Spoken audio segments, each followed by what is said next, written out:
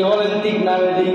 আর এখন আমরা যাই আলহাজ হওয়ার জন্য, কথা বলেন ঠিক না? মহতরম হাজরিন, কাজী আবু বকর ওই সময়টা ছিল কাফেলা বন্দী হয়া, ইয়ারা কাফেলা বন্দী হয়া হজ করার জন্য লোকেরা যাইত।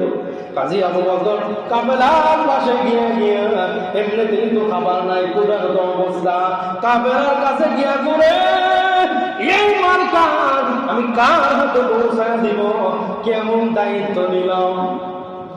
লোক খুঁজে পায় না, লোক খুঁজে পায় না, লোক খুঁজে পায় না। আর আমাদের দেশে যদি একটা মোবাইল হারায়, মাইকিং করে, মাইকিং করার পরে এমন ঘোষণা দেয়, কেউ যদি ফিরায় দেয় তারা এত টাকা পুরস্কার দিব, এরপরও ফিরায় দেয়নি বলেন।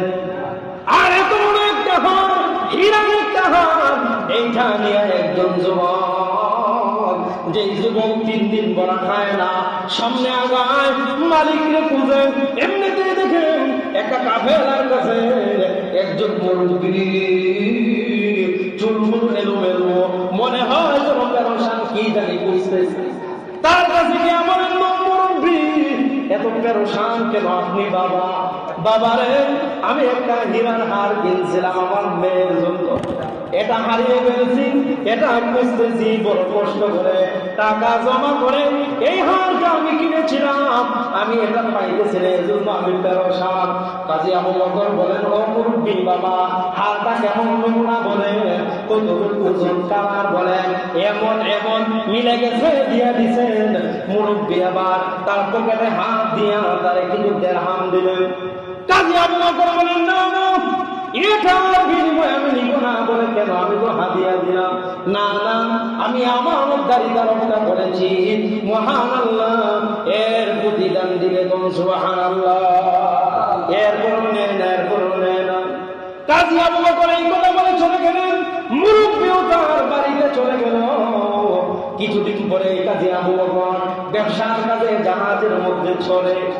আল্লাহ যারা আমানতের হেফাজত করে, সঠিকভাবে যারা আমানত রক্ষা করে, এদের পর্দাটা কেটে দেয়। একটু মনোযোগ লাগায় শোনেন। কাজী আবু বকর পানি পথে একদিন রওনা হলেন, জাহাজ ডুবে গেল, সব মানুষগুলা মারা গেছে। উনি একটা কাঠের মধ্যে ধরে আস্তে আস্তে করে একটা এলাকার কিনারার মধ্যে গিয়া এই এলাকার মধ্যে আশ্রয় নিলেন। মসজিদের মধ্যে গিয়া 2 রাকাত নামাজ আদায় করলেন। এরপরে তিনি মসজিদে থাকতে লাগলেন। সকালবেলা এলাকার লোকেরা ফজরের নামাজ আদায় করার জন্য আসলেন। এরা এসে বলতেছেন, ও মিয়া, তোমার বাড়ি কই? এত সুন্দর যুবক, তোমার বাড়ি কোথায়? বলে এইভাবে আমি আসলাম আপনাদের এখানে। আমার সাথে যারা এসেছিল সবাই মারা গিয়েছে, আল্লাহ আমারে বাঁচিয়ে দিয়েছেন। ও বাবা, তাহলে তুমি আমাদের এলাকায় থাকো। বলে ঠিক আছে। উনি এলাকার মধ্যেই থাকলেন। মাগরিবের পরে মুরব্বিদেরকে আল্লাহর কোরআন শেখায়। সকালবেলা ছোট ছোট বাচ্চাদেরকে কোরআন শেখায়। আর এই মসজিদের যিনি ইমাম ছিলেন, কিছুদিন আগে তিনি দুনিয়া থেকে বিদায় হয়ে গেছে। তাহলে ওনার জন্য তো ভালো হয়েছে, কি বলেন ঠিক না ঠিক? উনি এই মসজিদের মধ্যে থাকেন। আমার মা এই অবস্থায় মসজিদের মধ্যে উনি থাকতে লাগলেন। বেতন দেয় কিছু টাকা, আবার বাচ্চাদেরকে কোরআন শেখায়, মুরব্বিদেরকে কোরআন শেখায়। সকলের অন্তরের মধ্যে জায়গা করে নিয়েছেন। এলাকার মানুষগুলো মনে মনে কয়, এত বড় একটা ছেলে, তার তিলাওয়াত এত সুন্দর, এই ছেলেটারে হাত ছাড়া করা যায় না, এই ছেলেটারে আমাদের দেশে একটা বিয়ে করায় দেয়। লোকেরা গিয়ে প্রস্তাব দিলেন, ও আবু বকর, তোমার কাছে আমরা তোমার এই এলাকার মধ্যে বিয়ে করাইতে চাই, রাজি আছি? বলে হ্যাঁ, আমি রাজি আছি, যদি দিনদার হয়। হ্যাঁ, দিনদার।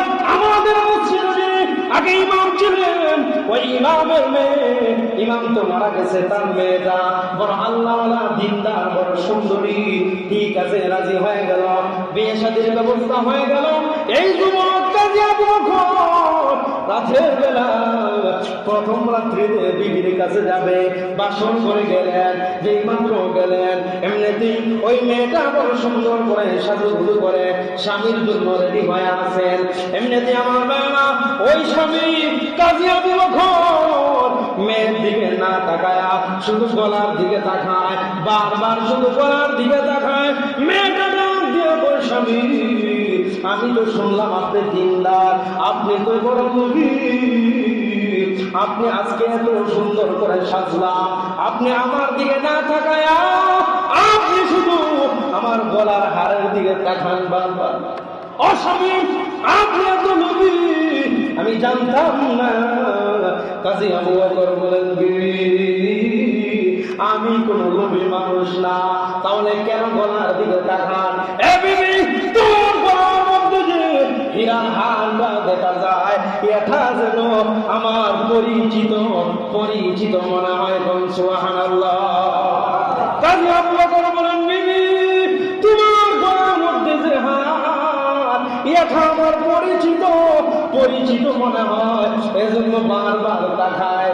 মেয়েটা ডাক দিয়ে বলে, স্বামী আমার আব্বা হজ করার জন্য গিয়েছিল, আমার আব্বা ওই মক্কা নগরী থেকে এই হারটা কিনেছিল। হারের ইতিহাস আছে, আমার আব্বা হারিয়ে ফেলছিল। এই একজন যুবক এত দামি হার নিজে লুকায় নাই, নেয় নাই, আমার আব্বার হাতে উঠে দিছে। আমার আব্বা দুনিয়ায় যতদিন ছিল সব সময় আমার আব্বা শুধু বলতো আর তার জন্য দোয়া করত। আর আব্বা বলতো, মা মক্কারে আবু বকর নামক যুবককে যদি আমি পাইতাম, তার হাতে তরে উঠে দিতাম। কোন সুবহানাল্লাহ। কাজী আবু বকর দুইটা হাত বানায় কয়, এ বিবি এই যুবক আর কেউ না, এই যুবকই হলাম আমি। আল্লাহ রাব্বুল আলামিন আমানতদারিতা রক্ষার কারণে আল্লাহ যে বলেছেন, যারা আমানতদারিতার হেফাজত করবে, যারা আমানতের খেয়ানত না করবে,